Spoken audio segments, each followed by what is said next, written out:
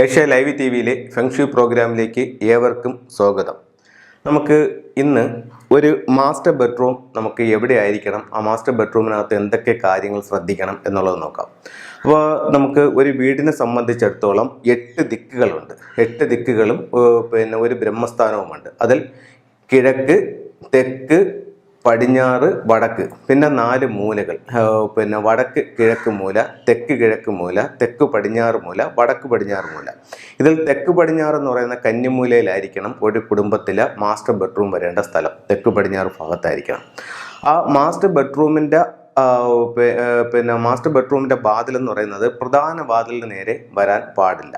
അത് കഴിഞ്ഞിട്ട് നമുക്ക് നമ്മുടെ വാസ്തുവിൽ പറയുന്നത് കിഴക്കോട്ട് അല്ലെങ്കിൽ തെക്കോട്ട് തലവെച്ച് കിടക്കുക എന്നുള്ളതാണ് പറയുന്നത്. ഫുങ്ഷുവിൽ പറയുന്നതെന്ന് പറഞ്ഞാൽ ഒരു വ്യക്തിയുടെ കുവാ നമ്പർ അനുസരിച്ചിട്ട് അദ്ദേഹത്തിൻ്റെ ഭാഗ്യ ദിക്കുകൾ കണ്ടുപിടിക്കുക. എന്നിട്ട് അതിൽ നമുക്ക് 4 ഭാഗ്യ ദിക്കുകളും 4 ദോഷ ദിക്കുകളും ഉണ്ട്. അതിൽ ഭാഗ്യ ദിക്കിലേക്ക് തലവെച്ച് കിടക്കാനാണ് ഫുങ്ഷുവിൽ പറയുന്നത്. ഇപ്പം നമുക്ക് കോമൺ ആയിട്ട് ഇപ്പോൾ ഒരാൾ വിളിച്ചിട്ട് ചോദിക്കുന്നു, സാറേ നമുക്കിപ്പോൾ എങ്ങോട്ട് തലവെച്ച് കിടക്കാമെന്ന് ചോദിച്ചു കഴിഞ്ഞാൽ അത് കിഴക്കോട്ട് തലവെച്ച് കിടക്കാം, അതല്ലെങ്കിൽ തെക്കോട്ട് തലവെച്ച് കിടക്കാം. ഒരു കാരണവശാലും വടക്ക് ഭാഗത്തേക്ക് തലവെച്ച് കിടക്കുന്നത് നല്ലതല്ല. അപ്പോൾ നമുക്ക് കിടക്കുന്ന രീതിയായി, അത് കഴിഞ്ഞ് കട്ടിലിടാനുള്ള രീതിയായി. അത് കഴിഞ്ഞിട്ട് ടോയ്ലറ്റിൻ്റെ വാതിലുകൾ നമ്മൾ എപ്പോഴും ഒരു അപ്പോൾ അതായത് നമ്മുടെ അറ്റാച്ച്ഡ് ടോയ്ലറ്റ് ആണെങ്കിൽ അതിൻ്റെ വാതിലുകൾ എപ്പോഴും ഒരു കർട്ടൻ ഇട്ട് മറയ്ക്കുന്നത് നല്ലതായിരിക്കണം. അതുപോലെ പ്രധാന വാതിലിൻ്റെ നേരെ ഓപ്പോസിറ്റ് മാസ്റ്റർ ബെഡ്റൂമിൻ്റെ വാതിൽ വരുന്നത് ഒട്ടും നല്ലതല്ല. അത് കഴിഞ്ഞിട്ട് നമ്മുടെ തലയോ കാലോ വാതിലിൻ്റെ നേരെ വരുന്നതും അത്ര നല്ലതായിട്ട് വാസ്തുവിൽ പറയുന്നില്ല. അത് കഴിഞ്ഞ് നമുക്ക് ശ്രദ്ധിക്കേണ്ട മറ്റൊരു കാര്യം എന്ന് പറഞ്ഞു കഴിഞ്ഞാൽ നമ്മുടെ അലമാര, നമ്മുടെ ക്യാഷ് വയ്ക്കുന്ന അലമാര തെക്ക് പടിഞ്ഞാറ് മൂലയിൽ വെച്ചിട്ട് വടക്കോട്ട് നോക്കി തുറക്കുന്ന രീതിയിലായിരിക്കണം അത് ചെയ്യേണ്ടത്. ചില വീടുകളിൽ അത്തരത്തിലൊരു ചെയ്യാനായിട്ടൊരു സാഹചര്യം ഉണ്ടായിരുന്നിരിക്കില്ല. അങ്ങനെയാണെന്നുണ്ടെങ്കിൽ നമുക്ക് തെക്ക് പടിഞ്ഞാറ് മൂലയിൽ തന്നെ വെച്ചിട്ട് കിഴക്കോട്ട് നോക്കി തുറക്കുന്നത് കൊണ്ടും ദോഷമില്ല. ഏറ്റവും നല്ലത് തെക്ക് പടിഞ്ഞാറ് വെച്ച് വടക്ക് നോക്കി തുറക്കുന്നതാണ് ഏറ്റവും നല്ലത്.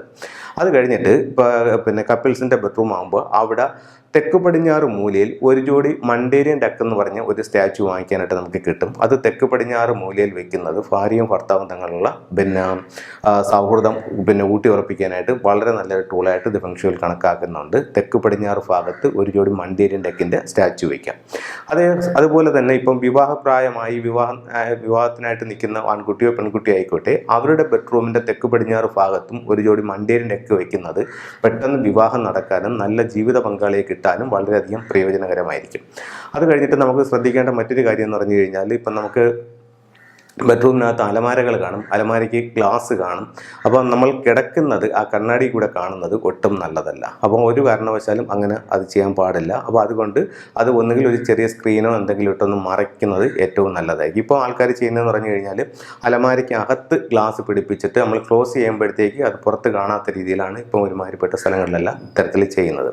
അപ്പോൾ ഇത്തരം കാര്യങ്ങളൊന്നും ശ്രദ്ധിക്കുക. അതുപോലെ തന്നെ ചില വീടുകളിൽ നമ്മൾ ചെന്ന് നോക്കുമ്പോഴത്തേക്ക് വീട്ടിനകത്ത് അക്വേറിയം വെച്ചിരിക്കുന്നത് കാണാം. വീട്ടിനകത്തെന്ന് പറഞ്ഞു കഴിഞ്ഞാൽ ബെഡ്റൂമിനകത്ത്. അപ്പോൾ ഒരു കാരണവശാലും ബെഡ്റൂമിൽ അക്വേറിയം പാടില്ല. അക്വേറിയം എന്നല്ല, ജലത്തിൻ്റെ ഒരു വാട്ടർ ഫൗണ്ടൻ ആയാലും വാട്ടർഫാൾസിൻ്റെ പിക്ചർ ആയാലും അങ്ങനെ ഒരു സാധനങ്ങളും വെള്ളവുമായിട്ട് ബന്ധപ്പെട്ടത് ബെഡ്റൂമിൽ നല്ലതല്ല.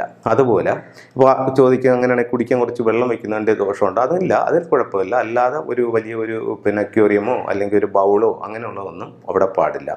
അത് കഴിഞ്ഞിട്ട് നമ്മൾ ശ്രദ്ധിക്കേണ്ട മറ്റു കാര്യം, ചിലർ ഈ ലക്കി ബാമ്പു, മണി പ്ലാന്റ് ഇങ്ങനെയുള്ള ഇൻഡോർ പ്ലാന്റുകൾ ബെഡ്റൂമിനകത്ത് വെക്കുന്നതായിട്ട് കാണുന്നുണ്ട്. അതും നല്ലതല്ല. അതുപോലെ TV, കമ്പ്യൂട്ടർ, ലാപ്ടോപ്പ് ഇവയൊക്കെ ബെഡ്റൂമിനകത്ത് ഉപയോഗിക്കുന്നത് നല്ലതല്ല. എന്താണെന്ന് വെച്ച് കഴിഞ്ഞാൽ ഇതെന്നെല്ലാം ഉണ്ടാകുന്നത് ഒരു യാങ് എനർജിയാണ്. അപ്പോൾ ബെഡ്റൂമിനകത്ത് എപ്പോഴും ഇൻ എനർജിയാണ്, അതായത് ഒരു സൈലൻ്റ് ആയിട്ടുള്ള ഒരു എനർജിയാണ് ബെഡ്റൂമിൽ എപ്പോഴും വരേണ്ടത്. ഇപ്പോൾ ഒത്തിരി പ്രകാശം വരികയും ഒരുപാട് ബഹളവും കറ്റുള്ള കാര്യങ്ങളൊക്കെ വരികയാണെന്നുണ്ടെങ്കിൽ രാത്രി ആ ബെഡ്റൂമിനകത്ത് നമ്മൾ കിടക്കുകയാണെന്നുണ്ടെങ്കിൽ നമുക്കൊരു സുഖമായിട്ടുള്ളൊരു ഉറക്കം കിട്ടത്തില്ല. അപ്പോൾ അതുകൊണ്ട് യാങ് എനർജി പരമാവധി, അതായത് എന്ന് പറഞ്ഞു കഴിഞ്ഞാൽ ഇങ്ങനെയുള്ള കൂടുതലായിട്ടുള്ള വെട്ടം, വെളിച്ചം, അത് കഴിഞ്ഞിട്ടുള്ള വലിയ സൗണ്ടുകൾ, ഇതൊക്കെ ബെഡ്റൂമിൽ പരമാവധി കുറയ്ക്കുക. എന്നിട്ട് സൈലൻ്റ് ആയിട്ടുള്ളൊരു ഏരിയ ആയിട്ട് ഇതിനെ കണക്കാക്കി ചെയ്യുന്നത് ഏറ്റവും നല്ലതായിരിക്കും. അത് കഴിഞ്ഞിട്ട് നമ്മുടെ ബെഡ്റൂമിലേക്ക് അടിക്കുന്ന പെയിൻറ്റ്, ബെഡ്റൂമിൽ എപ്പോഴും ലൈറ്റ് പെയിൻറ്റിങ് ആയിരിക്കും ഏറ്റവും നല്ലത്. ഒരുപാട് ഡാർക്ക് പെയിൻറ്റുകൾ ബെഡ്റൂമിൽ നിന്നും ഒഴിവാക്കുന്നതും നല്ലതായിരിക്കും.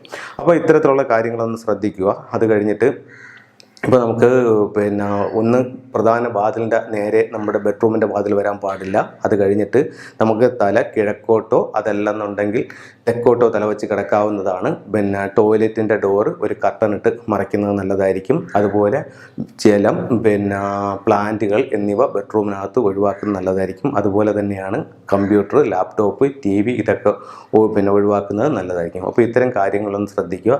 എല്ലാവർക്കും എല്ലാ ഐശ്വര്യങ്ങളും ഉണ്ടാവട്ടെ എന്ന് പ്രാർത്ഥിച്ചുകൊണ്ട് നിർത്തുന്നു. നന്ദി, നമസ്കാരം.